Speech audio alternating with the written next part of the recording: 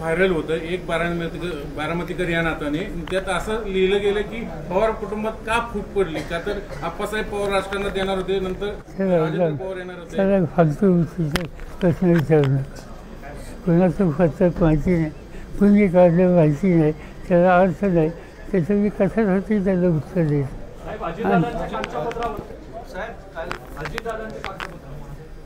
मला त्याच्यावर भाष्य करायचं नाही. मी फक्त आता लोकसत्तेचा अग्रलेखात. तर आपण पाहिलं या प्रश्नांवर शरद पवारांनी उत्तर देणं टाळलेलं आहे. इतकंच नाही, ते चिडले देखील आहेत. आपण सविस्तर अपडेट जाणून घेऊयात आमचे प्रतिनिधी चंद्रकांत फुंदे यांच्याकडून. चंद्रकांत, महाराष्ट्राच्या राजकारणातली आत्ताच्या घडीची सगळ्यात मोठी बातमी न्यूज 18 लोकमतनं खरं तर ब्रेक केलेली आहे. बारामतीकरांचं पत्र, ज्यामध्ये पवार कुटुंबाचा जुना वाद समोर आलेला आहे. जुन्या वादाला जोड दिली जाते नव्या वादाची. काय सविस्तर अपडेट्स? शरद पवार या पत्रावर बोलण्यासाठी का टाळाटाळ केली, का चिडले? कारण शेवटी घरातलं मॅटर आपल्याला माहिती. जेव्हा जेव्हा घरातल्या भावंतीबद्दल पवारांना प्रश्न विचारले गेले तेव्हा तेव्हा पवार अशाच पद्धतीने रिॲक्ट झालेले आपल्याला आठवत आले. शिर्डीमध्ये ज्यावेळेस राणा जगदीश सिंग त्यांचे धाराशिवचे त्यांचे नातेवाईक पद्मसिंह पाटलांचे चिरंजीव भाजपमध्ये गेले होते, तेव्हा हाच प्रश्न विचारला गेला. तेव्हा पवार याच तीव्रतेने किंवा जास्त चिडले होते, कारण घरातलं काढलेलं पवारांना आवडत नाही. पण आता ते दुर्दैवाने समोर येत आहे सगळं त्या पत्राच्या माध्यमातून. आणि नुसतं पत्रच नाही तर नेमकं काय झालं. राजेंद्र पवार आपल्याला माहिती, आप्पासाहेबांचे चिरंजीव रोहित पवारांचे वडील आज आपल्याशी बोललेत. त्यांनी खूप मोठा गौप्यस्फोट केलेला आहे.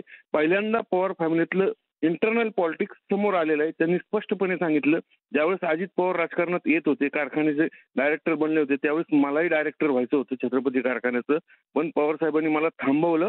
आणि दोघंही एकाच घरातले पुढे गेले तर पुढे जाऊन क्लॅशेस होतील, म्हणून मला शेतीकडे वळावं लागलं. आणि अजित पवारांचा पुढचा राजकीय मार्ग सुकर बनला.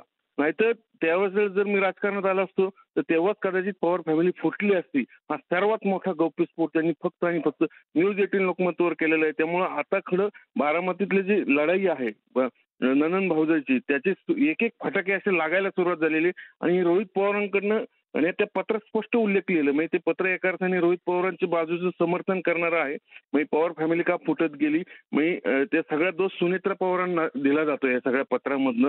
म्हणजे सुनेत्रांनी आपल्याला माहिती धाराशिवमध्ये पद्मसिंह त्यांच्या बहीण आहेत, त्या नातं आपल्याला सगळं माहिती पुढचं. ते सगळं अजित पवार कोणाचे जावई आहेत त्यांचं, आणि त्यांनी मग हे सगळं घर फोडलं. आणि मग पार्थ पवार, जय पवारसाठी हे सगळं पुढचं राजकारण गेलं. आज अजित पवार भाजप सोबत गेलेत, राष्ट्रवादी पक्ष फोडून.